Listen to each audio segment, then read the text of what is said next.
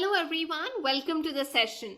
आज हम डिस्कस करने जा रहे हैं ग्रेड 6 सीबीएसई की science lesson number 4 sorting material into groups, यानी कि चीजों के अलग अलग ग्रुप्स बनाना, उनको उनके ग्रुप में डालना। आपने जब अपने आसपास देखा होगा तो आपको बहुत सारी अलग अलग चीजें दिख रही होंगी जिनकी अलग अलग लुक होगी और उनकी अलग अलग प्रॉपर्टीज भी होगी। ये चीजें किस चीज की बनी होती हैं? चलिए शुरुआत करते हैं अपने क्लासरूम से, जैसे पेंसिल, बुक, स्कूल का बैग, इरेजर, फैन। ये चीजें अलग अलग चीजों की बनी होती है कि नहीं? तो चलिए एक लिस्ट बनाई गई है यहाँ पर एक टेबल की फॉर्म में कि जो प्लेट है वो किस चीज की बनी होती है। स्टील की भी बनी हो सकती है, ग्लास की भी बनी हो सकती है, प्लास्टिक या किसी और चीज की। पेन की बात की जाए, प्लास्टिक का भी पेन हो सकता है, मेटल का भी बना हो सकता है। टम्बलर एक तरीके की bottle, plastic, glass, stainless steel, but कपड़े का नहीं बना हो सकता। क्लोथ्स हमारे कॉटन के बने हो सकते हैं, लिनन के बने हो सकते हैं, लेदर के हो सकते हैं, वूल, सिल्क, है कि नहीं? वैसे ही अगर मैं आपको बोलूं कि कौन सा सामान से हम क्या चीजें बना सकते हैं, जैसे वुड, उससे हम कैसी चीजें बना सकते हैं या क्या क्या बना सकते हैं? चेयर बना सकते हैं, टेबल बना सकते हैं, दरवाजा, डेस्क, कितनी चीजें। पेपर से हम बुक्स बना सकते हैं, नोटबुक्स बना सकते हैं, न्यूज़पेपर बना सकते हैं, पेपर के खिलौने बनाए जा सकते हैं, कैलेंडर्स बनाए जा सकते हैं। ग्लास से हम मिरर बना सकते हैं, लेंस बना सकते हैं, कप्स, बाउल्स, विंडोज बनाई जा सकती हैं। प्लास्टिक से वाटर या शैम्पू की बोतल बनाई जा सकती है, फूड के कंटेनर बनाए जा सकते हैं। आयरन से बकेट्स, मशीन, पाइप या बर्तन बनाए जा सकते हैं। तो ये दो टेबलों से हमने ये सीखा है कि जो सेम ऑब्जेक्ट है वो अलग अलग चीजों का बना हो सकता है। जैसे मैं आपको एक एग्जांपल देती हूँ, जैसे हमने टम्बलर बॉटल की बात की। एक टम्बलर सेम ऑब्जेक्ट है, वो ग्लास का भी बना हो सकता है, प्लास्टिक का भी, थर्माकोल का भी, सेरेमिक का भी, पेपर का भी। एक ही चीज अलग अलग चीज से बनी हो सकती है। अलग अलग चीजें जो हैं वो सेम चीज से भी तो बनी हो सकती हैं। जैसे आपकी बुक हो गई, नोटबुक हो गया, न्यूज़पेपर, अलग अलग चीजें सेम चीज से बनी और वो सेम चीज है पेपर। जो मैटर है वो हर चीज जो हमारे आसपास है उसे हम मैटर बोलते हैं। जैसे आपकी बोन्स, हड्डियां, आपका फ्लैश, कपड़े, खाना, टेबल, चेयर, बुक, किताब, पानी, हवा, ये सब मैटर के अंदर आती है। तो फिर आखिरकार ऐसी क्या चीज है जो मैटर के अंदर नहीं आती? हमारा प्यार, हमारी उदासी, जो ना तो स्पेस ऑक्यूपाई करती है, जगह ऑक्यूपाई करती है, और उसका मास भी नहीं होता। तो हम ये कह सकते हैं कि ऐसी चीजें, लव, अफेक्शन, सैडनेस, ये सब मैटर के अंदर नहीं आती, क्योंकि ना तो ये स्पेस ऑक्यूपाई करती है, जगह ऑक्यूपाई करती है, ना ही इनका मास होता है। लेकिन रेडियो, टीवी के सेट, टेलीफोन, ये सब मैटर होता है। लेकिन इनसे निकलने वाले जो सिग्नल हैं, ना तो वो स्पेस ऑक्यूपाई करते हैं और ना ही उनका मास होता है।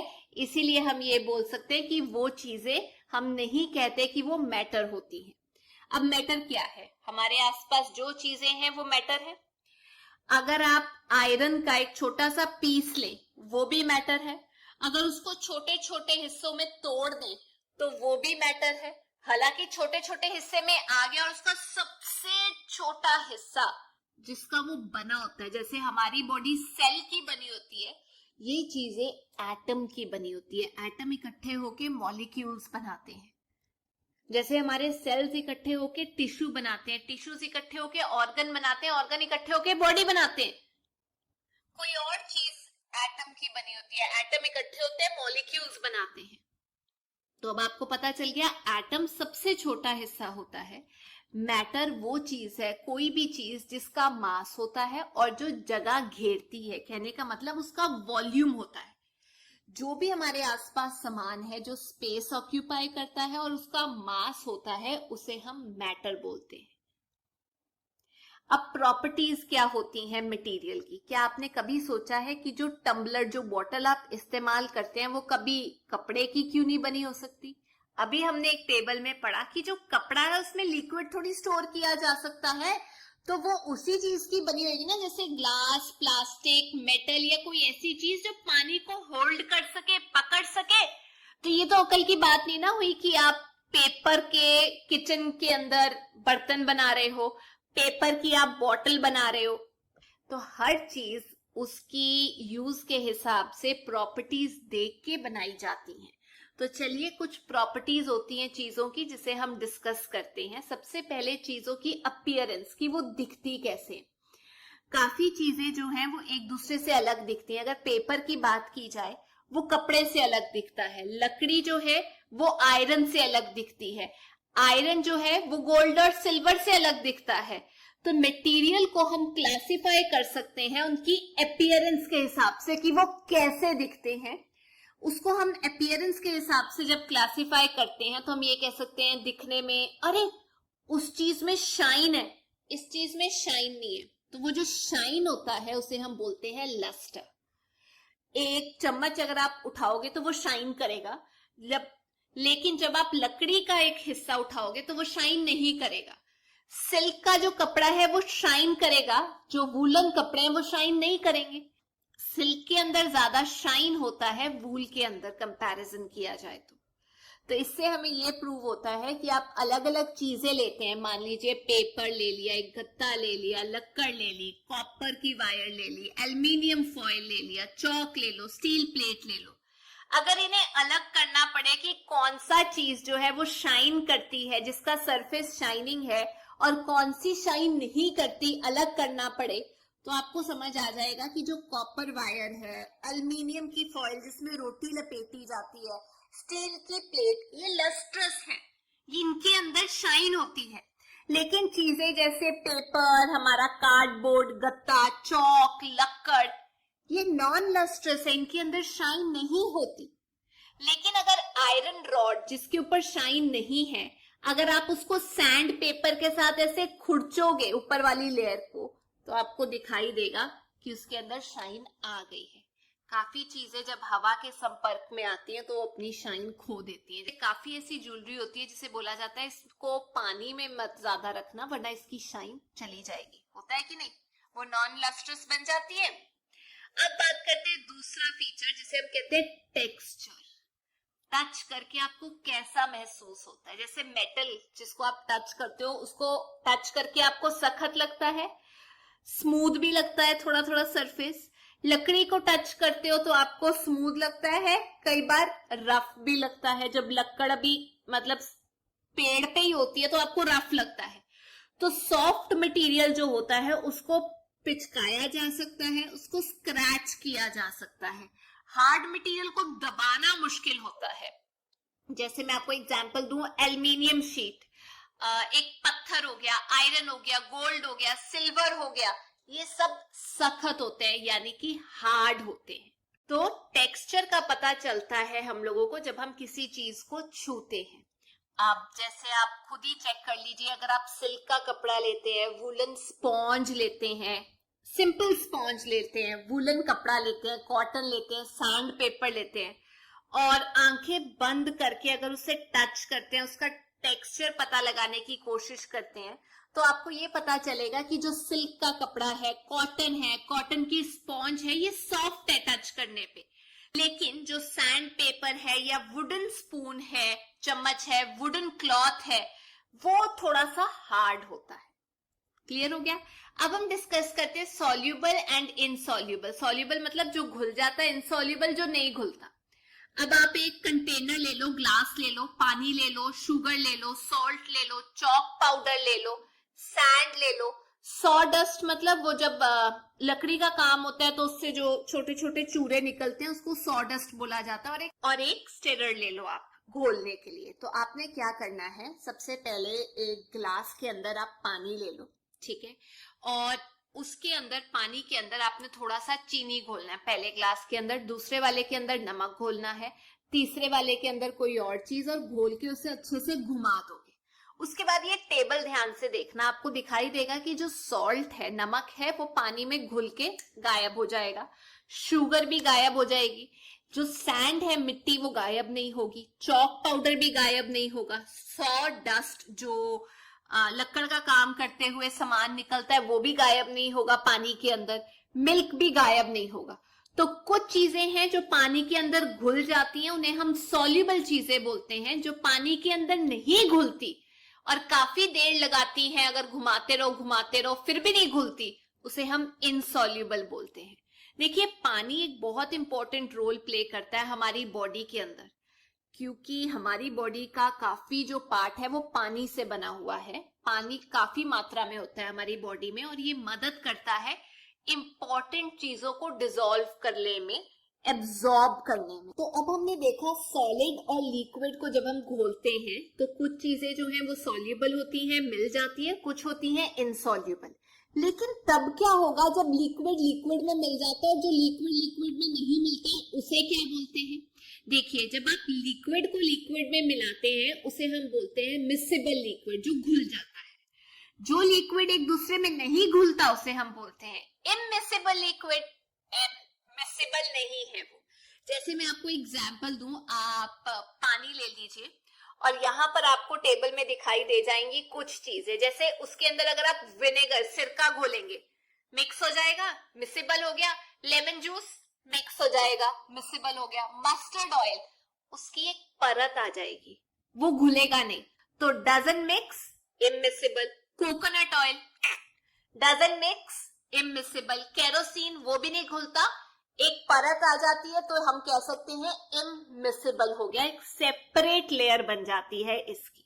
तो अब हम डिस्कस करते हैं कि कुछ चीजें पानी के अंदर जो है फ्लोट करती हैं और कुछ सिंक कर जाती है। देखिए, अगर आप पानी के अंदर पत्थर फेंकेंगे तो वो सिंक कर जाएगा, अगर सूखे पत्ते फेंकेंगे तो वो फ्लोट करेगा, ऊपर ही चलता रहेगा। अब क्यों, ऐसा क्या कारण है कि अगर आप कील फेंक रहे हैं तो वो डूब जाएगा, लकड़ का हिस्सा जो है या पीस जो है वो फ्लोट करेगा? अगर जो भार आप फेंक रहे हैं, जो वेट है चीज का, वो जो है वो वॉल्यूम से, पानी का जो वॉल्यूम है उतना, उससे कम है तो वो फ्लोट करेगा। या अगर आप जो चीज भेज रहे हैं वो ज्यादा डेंस है पानी के उस वॉल्यूम से, तो वो सिंक कर जाएगी। दोबारा बता रही हूं, अगर किसी चीज का भार जो है वो कम है उतने वॉल्यूम से पानी के, तो वो क्या करेगा? फ्लोट करेगा। अगर उसका भार ज्यादा है तो वो सिंक कर जाएगा। आपकी बुक में ये बताया गया है कि अगर आप इक्वल वॉल्यूम में, मान लीजिए आयरन, वाटर, वुड ले रहे हैं, तो जो आयरन है वो सबसे भारी होगा, जो वुड है वो लाइटेस्ट होगा। अगर आप इक्वल वॉल्यूम में एल्युमिनियम ले, वो भी हल्का होगा आयरन से। तो इसीलिए हम ये कह सकते हैं कि जो हल्की चीजें हैं वो फ्लोट करेंगी। जैसे कॉटन फेंक दो तो वो पानी से हल्का है, वो फ्लोट करेगा। लेकिन अगर आप कोई भारी चीज फेंकोगे तो वो क्या करेगा? उसके अंदर चला जाएगा। कहने का मतलब ये है, the mass per unit volume एक चीज का, उसे हम डेंसिटी बोलते हैं। तो डेंसिटी का जो फॉर्मूला होता है वो होता है m/v। कहने का मतलब मास कितना मैटर है, कितने वॉल्यूम में पैक्ड है। दोबारा बता रही हूँ, जो मास है, जो मैटर है, वो एक गिवन एरिया में, वॉल्यूम में कैसे पैक्ड है, उसे हम बोलते हैं डेंसिटी, कितना डेंस है। तो इजी लैंग्वेज में हम ये कह सकते हैं कि अगर कोई चीज की डेंसिटी पानी से ज्यादा है तो वो क्या करेगा? सिंक हो जाएगा, और अगर उसकी डेंसिटी पानी से कम है तो वो फ्लोट करेगा। लास्ट कॉन्सेप्ट ये है कि जो चीजें हैं, कुछ के थ्रू आप देख सकते हैं साइड पे क्या चीज है, उनके अंदर से लाइट भी जाती है। किसी केस में आपको थोड़ा थोड़ा दिखाई देता है और थोड़ी लाइट पास करती है, और किसी केस में बिल्कुल नहीं दिखाई देता। तो उस पे आधारित जो चीजें हैं उनको हम 3 कैटेगरीज में डिवाइड कर सकते हैं।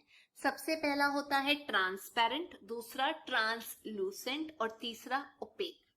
ट्रांसपेरेंट का मतलब ये होता है जिसमें से लाइट निकल जाती है, पास कर जाती है, उस चीज को हम ट्रांसपेरेंट चीज बोलते हैं।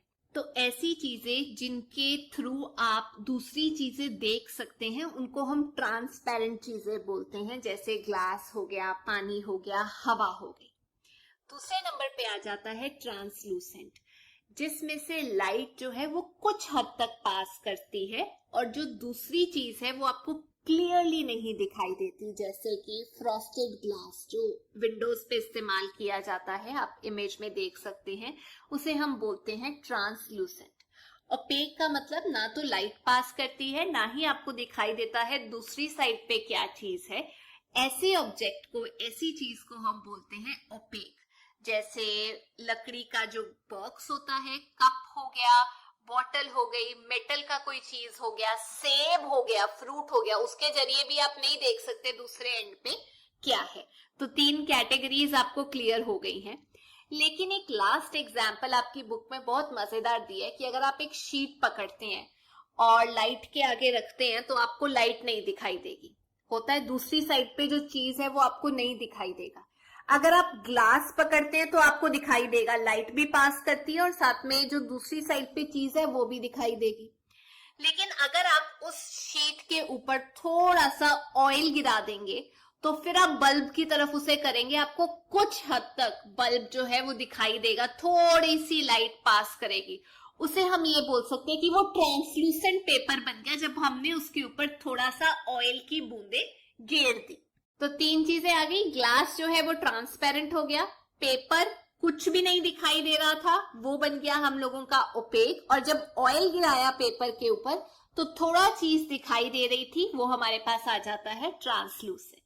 तो ये थी आज की क्लास। पर जाने से पहले मैं आप लोगों से 2 क्वेश्चंस पूछना चाहती हूँ। पहला क्वेश्चन तो ये है कि जब 2 लिक्विड्स एक दूसरे में मिक्स हो जाते हैं और जब 2 लिक्विड्स एक दूसरे में मिक्स नहीं होते उनको हम क्या बोलते हैं। और दूसरा क्वेश्चन है कि मैटर क्या होता है। तो ये थी आज की क्लास। अगर आपको वीडियो अच्छी लगी तो please make sure you like, share and subscribe. हम फिर मिलेंगे। Till then take care, bye bye.